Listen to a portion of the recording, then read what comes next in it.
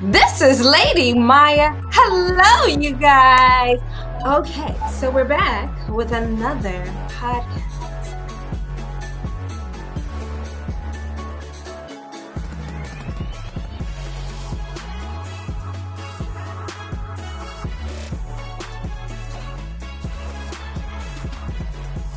All right, so I have Andreas Jones, and he is just such a workhorse. Okay, I'm just gonna tell you because I was exhausted when he was telling me, and I was like, I can't write that fast. Okay, so he's a real estate broker. He's a real estate realtor.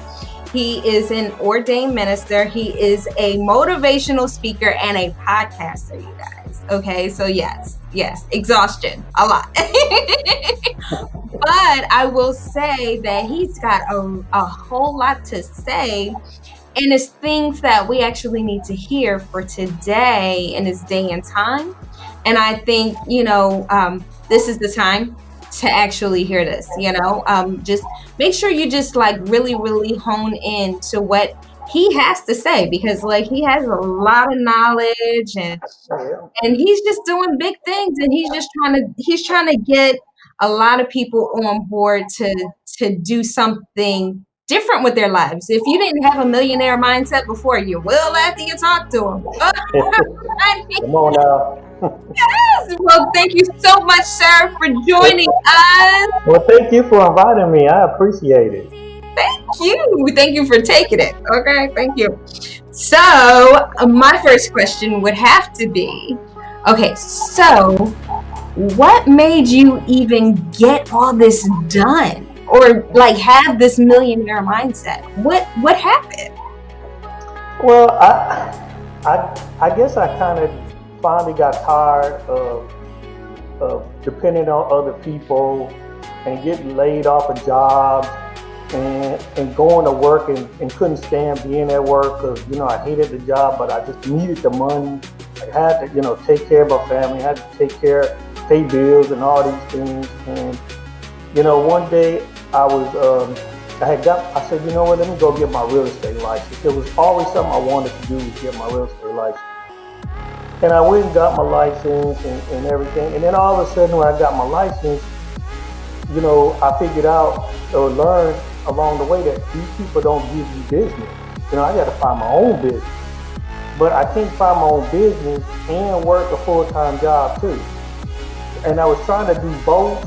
I would go on my lunch break, try to show home to people on my lunch break and try to make it back and work in an hour. And it just wasn't working. I just couldn't do it. Mm-hmm. And at that time I was making like $30 an hour too. And one day, about a few months down the line, I got laid off from the job. And it was, and I said, well, I can't do real estate yet because I don't really know the business, and I got to find my own leads and find people to, to sell homes and do leases and stuff like that. And so I got another tip job, tried to work there, and they laid me off in about 2 months after that. And so I finally just said, you know what, I'm going to go on and try and do this. And I was getting unemployment. I had a family at the time, a wife and 3 kids. And I went on and got unemployment and started doing real estate. And I just started doing leases first. I didn't even do sales. I didn't get my first sale till I was almost a year in after I got my license. So I started doing leases. And it started being more profitable. So I kept doing it and it got better and better and learned more and more. And I realized that, my time was just so valuable. I had more time to do what I wanted. I had time to get up and study and learn new things and feel like I'm doing something that I really wanted to do, be productive. And it just kind of, snowballed from there. It kind of just went further and further. And the more I learned, the more I found out that this is probably my purpose. This is what I was here to do. Not just to buy homes, sell people homes and all that stuff, but to help people get into one. Help them get their credit scores higher. Help them, find down payment assistance programs. Help them, motivate them to go and do something that they want to do, but not quite sure how to do it, or if they can do it. And so it's been a process, not just to help people buy a house, but to also show them, hey, this is going to help you create wealth. This is one of the biggest ways to create wealth, is buying a home. You get an automatic savings account. Every time you pay your mortgage, you're saving money, it's getting put away. And the longer you keep it and pay that mortgage, the bigger your savings account is going to be in a few years. And just help people to change their life, to have something better, and to be able to look higher, have a mindset that, I can have better than what I have. I don't have to stay at this level. I think I can have something that my mom and dad never maybe had. true. I could be the first one to buy a home, and show my kids that they can do it too.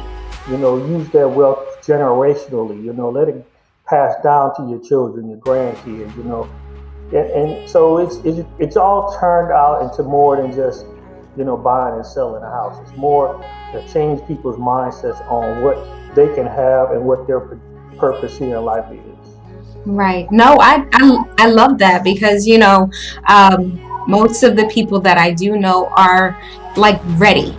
They're just Yeah, ready to just yeah, do something different and to actually have something that they can take away from this, not just for them. Because, most times they tell you you can't take it with you, but you right. can at least pass it down and have a legacy That's that you're true. leaving to your family and let them know that, look, I was thinking about you. I wasn't just thinking about myself, That's right.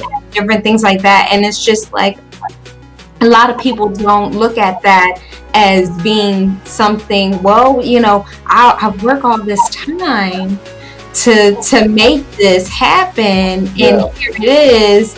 I'm not going to even get a chance to enjoy it, but you would. Like your legacy, your gene pool, everything else is yeah, going to follow suit. And so you think they won't be happy with the fact that they have a home, they have somewhere to go, and different things like that. So I mean, that's just something to take into account, for at least that point and purpose for it. So I will ask you this.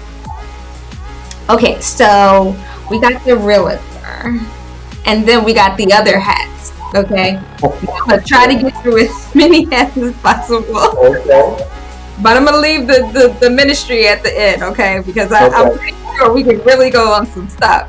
Okay, so so motivational speaker. Okay, so in what degree do you feel like that is viable to the people that you're able to reach?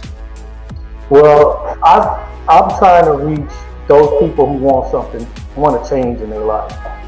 The people that feel like, they're tired of doing the same old thing. The people that have said to themselves, enough is enough. I'm sick of this. There's got to be a reason I'm here. There's got to be a reason that I came on this earth. Those are the people I want to, kind of talk to, and help motivate, because those people want change. Those people are ready for change. They just don't know what to do. They've never heard anything new. They've never heard anything different. You go to a lot of these churches, and most of them don't even tell you, or act, or try to help you find what your gift and your purpose is. A lot of them tell you God is good and wait on Him and He'll make a way, and all this stuff. But God has already made the way. He's already given you your purpose. You had a purpose when you came on this earth. That's why you're here, because He had a Mhm. purpose for you. And Right. so many of us don't know that our gift makes room for us. Yes. It's the thing that God gave all of us to be wealthy. Mhm. He said, I will give you the ability to create wealth. He never said He was going to give it to us. So He Mhm. gave us gifts to be able to create wealth. But our gifts are not for us, to help other people. And as we help other people, and the more we give back, the more we end up getting. And so this is where people need to realize that the thing that they like doing the most, a lot of times the thing that they're passionate about, more likely is their wealthy place And a lot of people ignore it.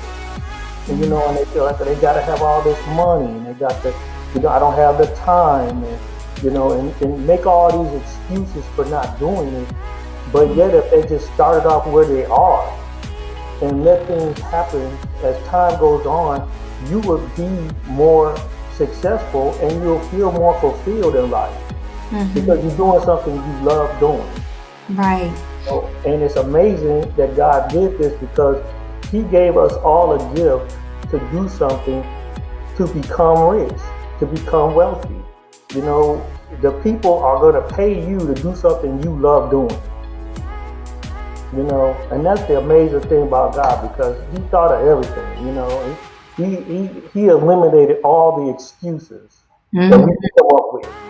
Yes, I love that. I love that. Yes, you done went there on God. Okay, I understand. I think that is, the best motivation that you could actually have for people because of the fact that, we fail to realize that, like you said, we were already built with this stuff. And why you don't see that is beyond me. There's things that you enjoy and you get excited and you get happy and you get your music in the background and you lose track of time.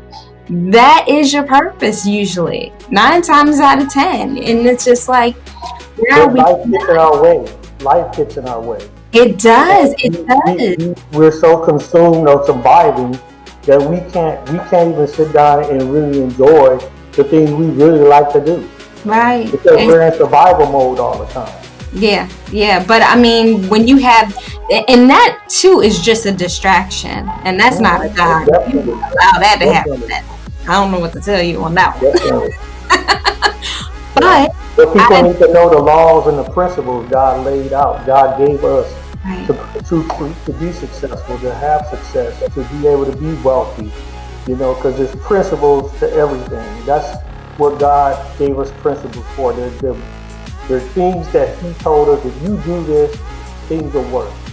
But if you don't, then you're going to get, the consequences from not following. And that's what disobedience is. Not following the laws and the principles that He gave us for us to function correctly, for us to be successful, for us to have money, for us to have good relationships. If you cheat on your spouse, that's not a principle. You broke the principle, so you're going to reap the consequences from it. Yes. If you don't give, if you try to always hoard and keep to yourself, you're going to reap the consequences. Because if you sow, you get something from the seed. But if you don't sow anything, you can't get anything. So that's a principle. So those are things people need to learn, so that way they'll know what to do when things happen. That's true. Very true. And it's so weird because a lot of people fail to realize that, all this is already said on a pulpit sometimes. And then, at the same time, what Bible studies are for. This is what, just devotionals are for, and all these different things. And it's just like, if you don't have someone to really properly explain this to you, you can ask God. He'll answer it for you, and He'll give you a word, even on your way to work or on your way to the grocery store or what have you. He'll give you the direction, but you got to ask for it. If you don't ask for it, you won't get it. That's for darn sure. Yeah. Well, a lot of stuff is tradition too. And we're accustomed to a lot of, especially us as African American people. We're accustomed to a lot of tradition. So a lot of people go to church and they sit there and they praise the Lord and all this stuff, and then there's nothing wrong with that. That's good, But what are you getting? Are you getting fed when you're there? Is it something that's making your spirit come alive, or are you just getting the same message just in another way? Do you feel like somebody got to lay hands on you and everything's going to change? It don't work that way. You got to, people telling you run around the church and everything's going to be fine. No, it don't work that way. There's something that we have to do in order for something to work. Can't nobody lay hands on you and make you rich. It don't work like that. Mm-mm. or cancel all your debts. It don't work that way. There's something that God has given us. There's laws and principles that He's given us so that we can be out of debt, so that you can become wealthy, so that Yeah. you can have a good marriage. Those are principles. You just can't go to church and feel like the pastor can take care of everything for you, because he can't. It's something we got to do personally. Yes. Okay. No, and I understand that one because I look at it like so many times, because I grew up in church and I'm like, I'm one of the little churchies, I guess, something like that. Yeah, I was there one time too. Trust me, I was doing it too. Hmm. But I look at it like, for so long, it never rubbed me the right way. And I would Hmm. run and I would be like, no, I'm good. I'm going to another church. And then I would go to another church. And then I would go to another church. And then I would go to another church. And I'm like, why are these people saying the same exact thing? But they talking about each other so bad. Y'all Yeah. saying the same exact thing. And I'm like, this doesn't even make any sense. But at the same time, like when I started really looking into myself and who I was and what decisions I decided to make that may have not been, in my best interest, then and only then was I able to really understand what was going on. It wasn't necessarily them, but I do believe that a lot of what I was seeing and my interpretation of everything may have not been, on the best of all terms. Well, we can't do anything different if we don't know. No, you don't. If you don't have the knowledge, you can't change anything. You can't do anything different. So this is where we have to find out. We have to get the knowledge. And the thing is, a lot of pastors don't teach; they want to preach. And I don't remember Jesus ever preaching. He taught. Jesus taught. He taught. He didn't have to teach 1,000 people. He taught 12 people, 12 disciples, and he taught them the principles so that when he wasn't around no more, they can go out and teach other people. Yes. He didn't preach to people. He didn't have to holler and hoop and all that stuff. He didn't do all that. The only way people are going to learn is if you teach them. Exactly. And you explain to them what it is that they're supposed to do, what the Bible really says, and not what we want it to say. Right. And I think that's important to really, to note, because of the fact that like a lot of times we just don't. We sit up there and like, oh well, that was a good sermon, and that preacher was preaching, and Yeah. the people was on end. But at the same time, like, are they really learning something? Are they in the same predicament that they were when they left? Like, Exactly. So that's yeah, it's a difference between somebody, getting you to hoop and holler and you feeling good, and then rather than somebody sitting down and telling you, look, if you do this, this, and this, you'll get this from it. You know, and I think a lot of pastors just want to keep members hungry. They want to keep them there. They want to keep them so they keep coming to them and depending on them to help them. and give them all the They're money. trying to tell them, look, I'm gonna teach you how to do what to do. Now then you go out and you tell other people what to do. They Exactly. trying to hang on to them because they want their tithe money. They want the number in the congregation, on the roll. And, there's a lot of reasons people, they want control. Exactly. They want power. And unfortunately, if you look at us as African American people, we've been slaves and all these things. And so when we get some power, we don't know how to use it in the right way. We think that having power is having a lot of people follow us and a lot of people that's under us. But that's not power. A pastor's supposed to empower people. Yeah. He's not supposed to have control of them. He's supposed to empower them, make them better. And that's where a lot of churches are not, right now. They're just not empowering people. Because you weren't designed to be in no church 20 years. Not the same one. You shouldn't be an usher for 20 years. Nope. You shouldn't be in a church doing the same thing for 20 years. The whole point, even a job is not meant for that. A job is just meant for you to be temporarily there to learn to develop your gift. Then you go and you go prosper in your gift and let somebody else come in that job and do the same thing and develop theirs. And you keep recycling. And even in the church, that's the same thing. You recycle. People learn, they grow, and you go out. Come by, somebody else comes in, they learn, they grow, they go out. It's a reciprocal. It just keeps on going. But people get accustomed to sitting someplace and they get complacent. Yeah, that's true. For 20, 25 years, and they get a title and they think they're, that's it right there. That was their accomplishment, is having that title. We can't do that no more, y'all. I'm trying to tell you, like, if you're not about your own business, at least be about it so that you can teach your children to be better than you. Right. Right. Did I strike a nerve? Oh, I'm No, it's not. It's something I'm passionate about. I want people to hear something new, something different, something deeper than just the surface stuff that they're always hearing, they always listening to. Because this is a lot deeper than what a lot of people get a lot of times. No, that's true. Okay, so tell me about this podcast, bro. What are we talking on this podcast? First, tell everyone the name of your podcast, and that way we can kind of see how this is set up. Well, the podcast is called Millionaire Mindset Show. Okay, and the reason I called it that is because that's what I want people to have. I want people to create a mindset, not just a millionaire money, but a mindset to have more, to have better, to strive for excellence, and to look higher, look beyond where you're at. It may seem like it's impossible. It may seem like you're never going to get there.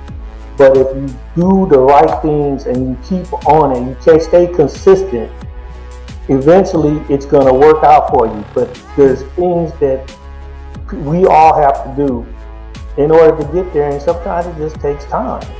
It sometimes takes God to, divinely connect you to the right people and in the right time, and and everything. And so if you don't get out the mindset that you're in, if we keep staying on this low income or low way of thinking, then we can't have better, because you can only go as high as the way you think.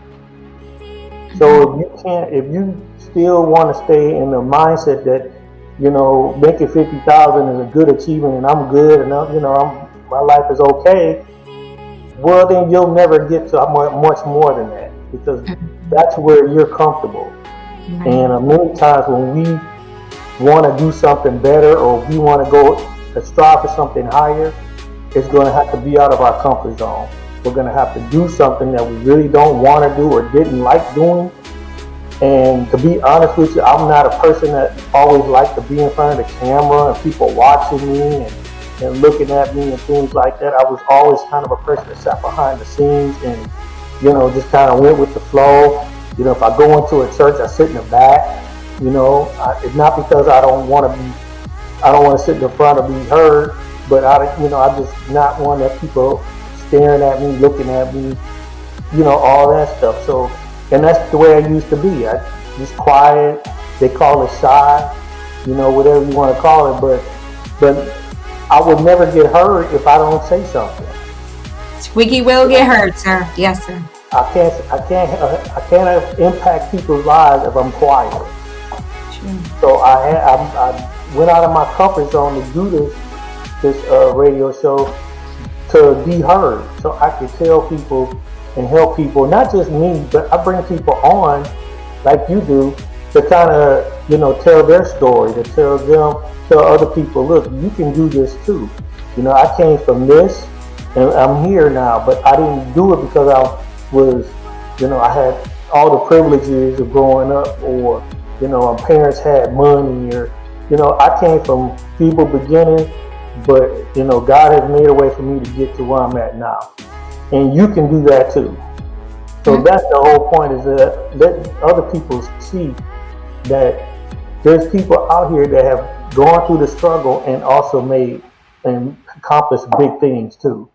Yes, I love that. I love that. I think that is so important, especially having those conversations, and just kind of seeing what the other side of the aisle is able to say and bring to have that conversation, because like we're less likely to have the conversation now than we ever been.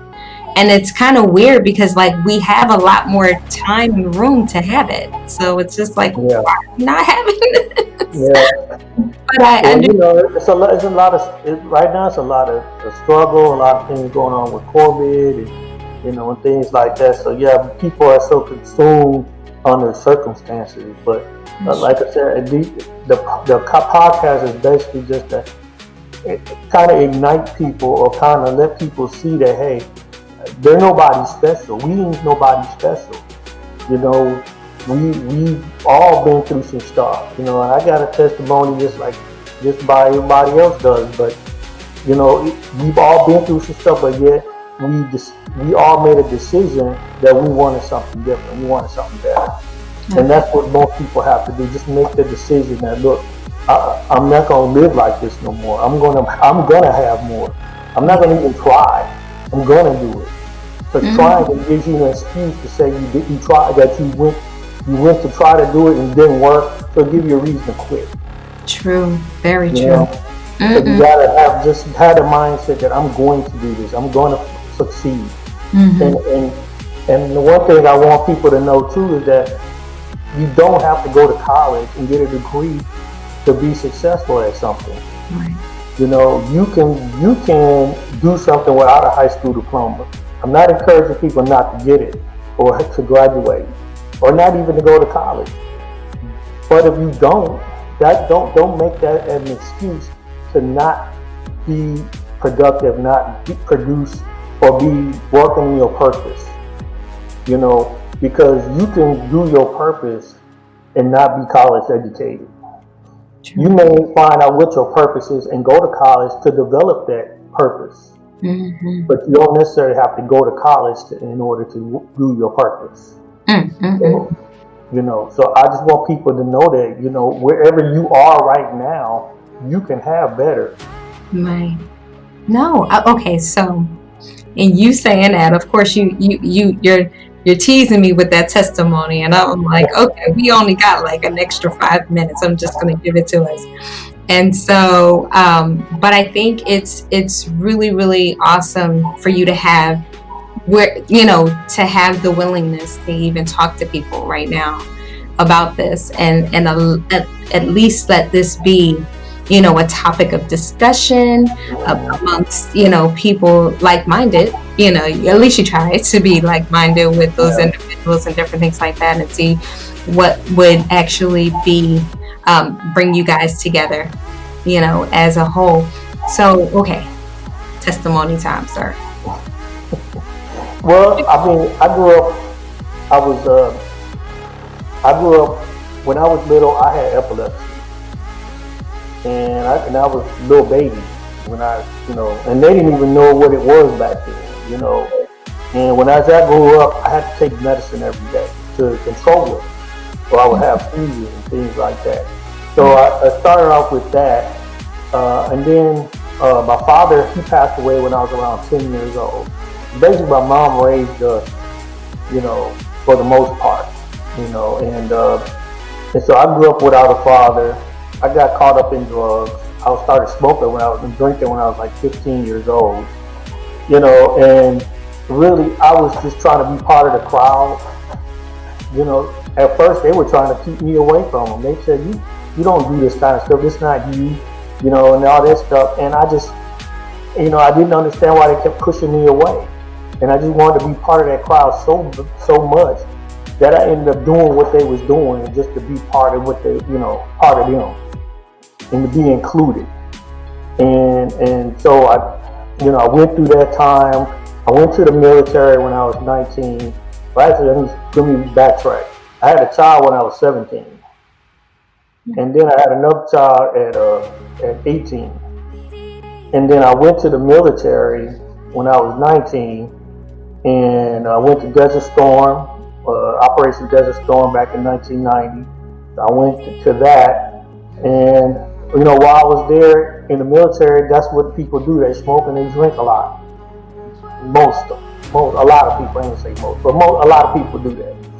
And so I did that. I was always drinking, and I got out after 4 years and went right back to where I came out of. When I left to go to the military. So I ended up doing that and doing that all over again, running the streets, going to clubs, going to bars, doing all this. And one day it got to the point where I think I was around mid-30s, and it got to the point where I was just frustrated. I was so, and I wasn't even married at the time. I was divorced. My kids weren't around, and I was just, I was depressed. I was down because, this is not what I want. This is not how I want to live my life. And so I finally started going back to church and trying to get back into church and everything. And, I quit smoking, cold turkey, quit drinking, all that stuff. I stopped doing all that stuff. And, my life started changing, but then I got stuck in a church too for almost 10 years, with somebody they're not helping me get better. And I knew there was more to life than what I was having. I'd always felt that, but nobody was helping me find out or discover what I was supposed to do. And so I ended up, listening to other preachers other than the one I was going to the church I was supposed to be listening to. And I started listening to Bill Winston and Miles Monroe and all these other people. And, I started just, getting a different aspect of life. And, my life started changing, and I got more hungry to learn more and more, but, I did a lot of stuff before I finally figured this stuff out myself, and it took some time, and I'm still working on it. I'm still learning stuff even to this day, but yeah, I've been around, and I've had some struggle, and I've been broke, and I've never been homeless, but I've been to the point where I didn't have nothing. Not 10 cents to my name. No car. Especially here in Houston, you gotta have a car. And I went years without a car, no license, nothing. I mean, just struggling. But I thank God that my mindset changed, and that's what I'm trying to help other people realize that. I could have made excuses and could have come on everything. Didn't have a father, I don't know nothing. I ain't been to school. I ain't never been to college. I could have made all kind of excuses, but deep in my spirit and deep in my heart, I knew that there was more than life than this. It had to be. I just was not here to be sitting around drinking and smoking and doing the same thing, that everybody else was doing. I just never felt like I was, the same as everyone else. And I'm not trying to be arrogant, but I'm just saying that something in me kept saying, it's more to life than this. And I kept that all the time until I think it finally just, wanted to change, and I made a change. Yes, I love that. Okay, sweet. See, they know now the testimonial. This Andreas. Yeah. I think it's awesome. Okay, so we're gonna go through your information so everyone knows how to get a hold of you and what type of places and persons and things to see about with you. So if you had you want me to tell them? Yeah. Oh, okay. Well, they can go to my website, www.andresjones.com. It's my name. You can go on there. My Facebook page, my real estate Facebook page is at the Andre Jones Team, and my radio show is the Millionaire Mindset Show on Facebook. I'm also on LinkedIn, which you can put my name, Andres Jones, in LinkedIn. You can find me on Instagram, the Andre Jones Team on Instagram. Twitter, you can put Andre Jones Team on there. So I'm on a lot of social media platforms. YouTube, I have my own YouTube channel. If you put my name in there, you should be able to find that too. So it's a lot of, I'm just trying to get the word out. And my radio show's on every Friday at 11 a.m. Central Time, so 12 noon Eastern Time. If you ever have any questions or you feel like, you want to change and you don't know how or what to do or whatever, I'm willing to, talk to you. You can go on my website, set up a consultation for free, and, we can always discuss, whatever you would like to discuss about that. That is amazing. Thank you so much, sir. I appreciate your time, your effort, and your energies. Okay, so you got his information and just who he is. He's an excellent individual, and I think you guys would just really, really would love the fact that like how he's talking. It's different. It's not the same stuff that we hear all the time. So this is going to stick out like a sore thumb, right? So, listen, follow him, just listen to what he has to say. And I think it's really important to do so. So, what, guys? I appreciate you coming here to listen to us talk and banter here. And I think it is important to note that if you want to be on Living Your Best Life with Lady Myya, admin at ladymyya.com or ladymyya.com. That's MYYA. And you know why? Because your homegirl is special. I want to hear your story. Go ahead. You can also text me at 214-529-0980. I look forward to talking to you.